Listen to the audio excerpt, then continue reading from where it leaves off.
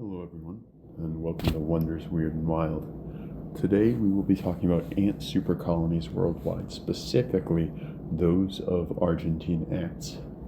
As always, if you have any ideas for future videos, please let me know in the comments. Just drop them down there and I'm going to see what I can do about making my way around to making one of those videos. And without any further ado, let's get on with today's topic.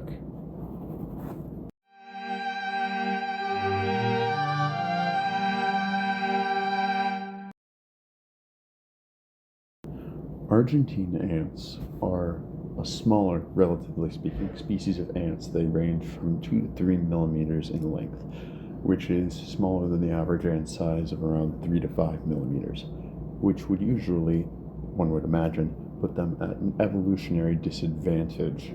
This raises the question, why on earth are Argentine ants not only still alive, but actually thriving worldwide? Well, the simplest answer to this is that Argentine ants create supercolonies. What does that mean? Well, Argentine ants start with one basic colony, the same kind of colony that you would have with any other ant. You have different roles in the ant society and one queen in the colony, only one queen. But from there, Argentine ants take it a step further. What they do is they eventually give birth to another queen. That queen does not leave the colony to form her own. She then goes to the edge of that colony's expanse and begins a separate colony-esque thing. It's called a bud. And that area is still part of the giant main pre-existing colony. They just continue building onto it, adding new queens as they go.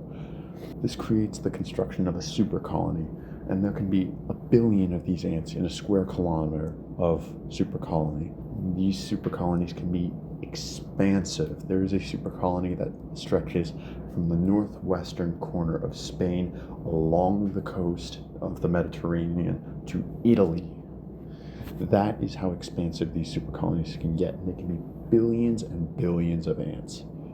Well, in the 19th century, shipping accidentally took these ants worldwide. They used to be in only a small area. They used to only be restricted to, as their name would suggest, South America, around Argentina and Brazil.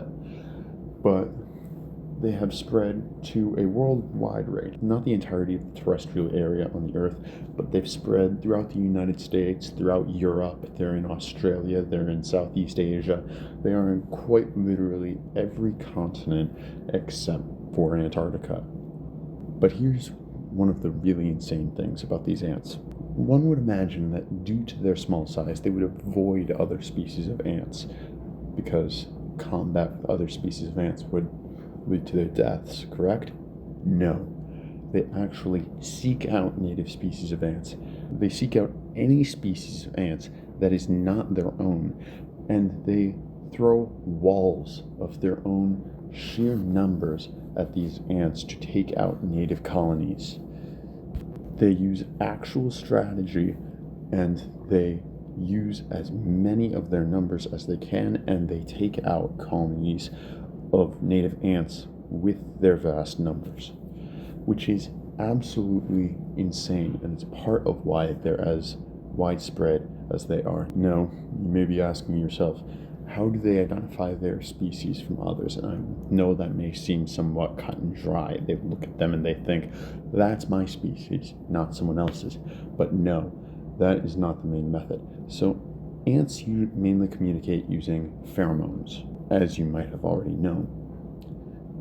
So Argentine ants have pheromones in their cuticle, in their carapace, in their exoskeleton, specific hydrocarbon pheromone patterns that are unique to this species, which cause them to be able to identify each other. And because they coordinate with their own species, and they have these pheromone markers with their species only, what actually ends up happening is that any of these ants from any continent can coordinate with each other at any time if they're near each other. I'm not talking about intercontinental communication, but I'm talking about if a group of ants from one continent is introduced to a group of ants on another continent, they will coordinate and work together to continue to expand their supercolony.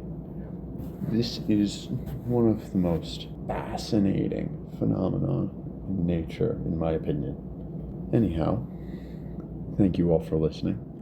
As always, if you have any ideas for future videos, please drop them in the comments. I would love to hear your feedback, and have a nice day.